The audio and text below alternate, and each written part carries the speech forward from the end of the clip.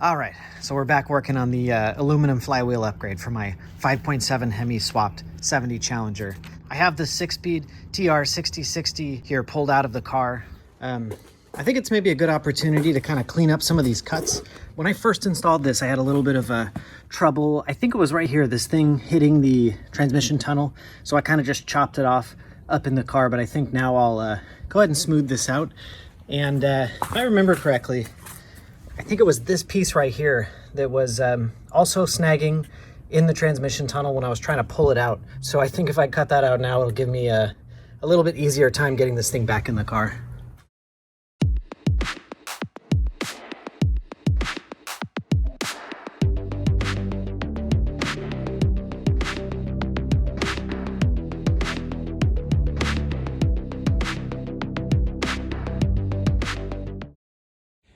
All right, well, a little bit of, I guess, bummer news about the clutch and flywheel here. I guess that this particular clutch setup is not balanceable. So I did bring this into the machine shop, and I guess because this is a dual clutch and the second clutch is not removable, that makes it, not able to be balanced. I guess I'll just have to bolt this thing back in there and hope it's good. I mean, it's not really like a common thing to balance modern factory clutches. They all should be like perfectly balanced from the factory. So I was kind of just being extra careful. I'm kind of bummed that I can't do it, but I'm not really worried. I think it's probably okay. So I guess the next step is just to slam this thing back in there and get the transmission back in, and we'll be good to go.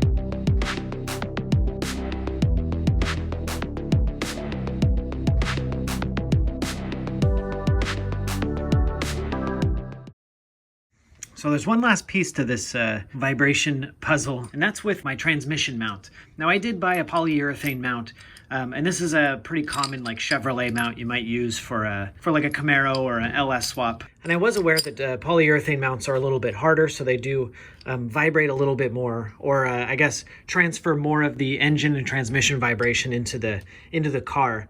But I guess my thought was just that, it makes it a little stiffer, so maybe when it torques, it kind of grabs the transmission a little harder. But I've been told that these can be problematic. Just that extra amount of stiffness can cause some weird vibration, and I've been told to switch to a rubber type mount. So that's what I'm gonna do.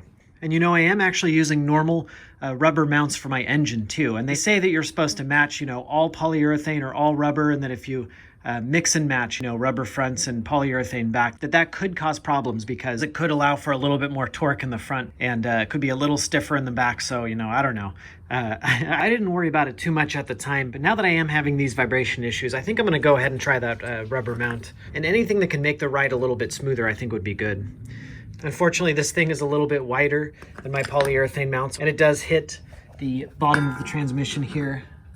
So I'm gonna have to trim off a little bit of this guy, or like clearance this a little bit. And of course the holes don't line up perfectly on this one here. I guess these on the polyurethane are adjustable. It'll slide back and forth, whereas this one doesn't have that adjustment. So I'm gonna have to bore out these holes on this guy a little bit to give me some of that adjustability back.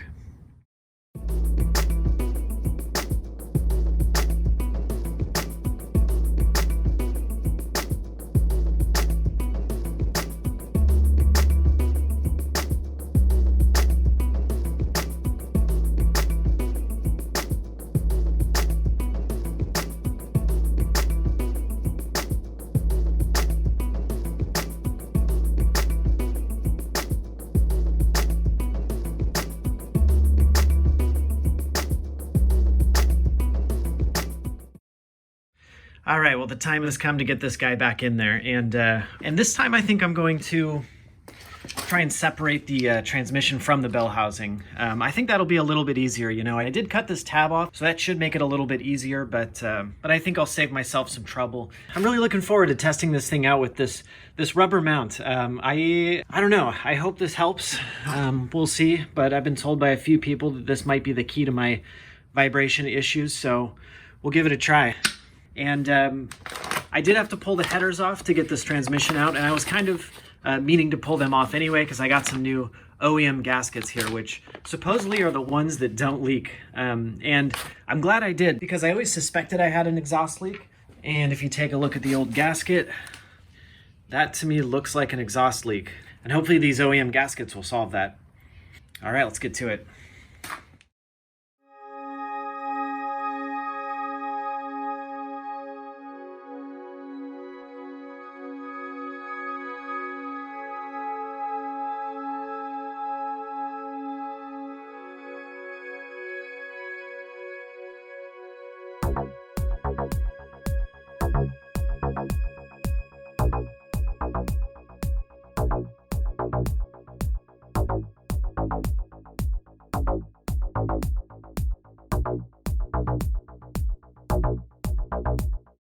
One funny thing about the transmission is that the bolts going through the transmission into the engine are standard, like, you know, 9/16 bolts. And then the few bolts that are going through the engine into the transmission are actually 15 millimeter metric bolts. So you need 2 sets of sockets to get this thing on. Good times.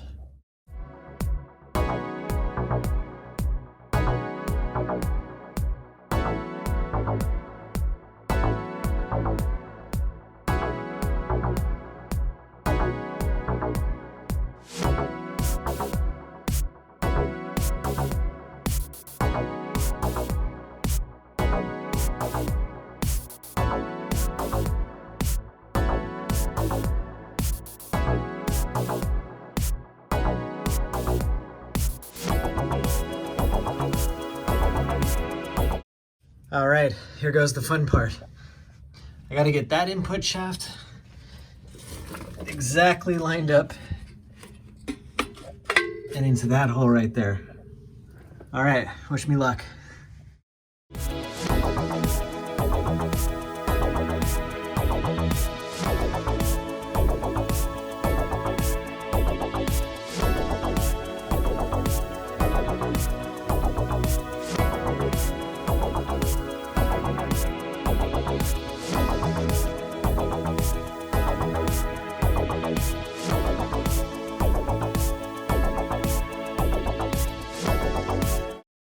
All right, I got it just peeking in there.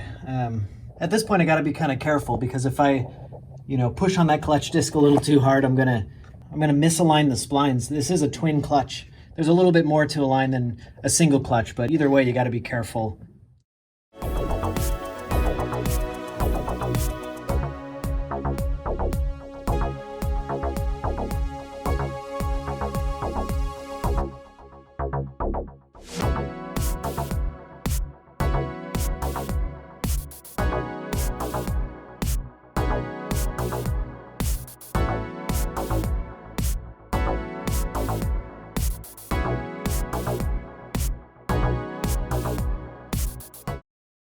All right, I got this thing bolted all back up, or at least I got 4 bolts in there, 2 on each side.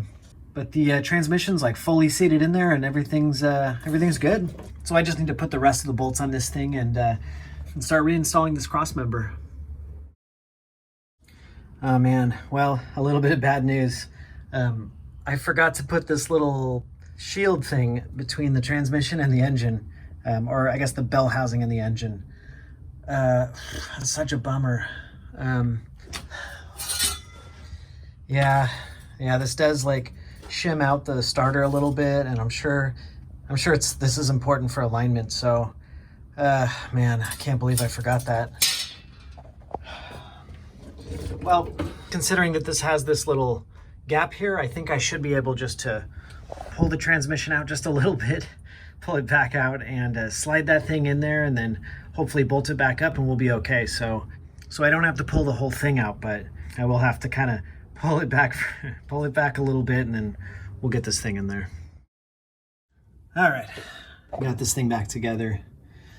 Got all the bolts in, and got that plate in there. That was difficult. I guess the last thing to do is just hook this shifter back up there and put on this cross member.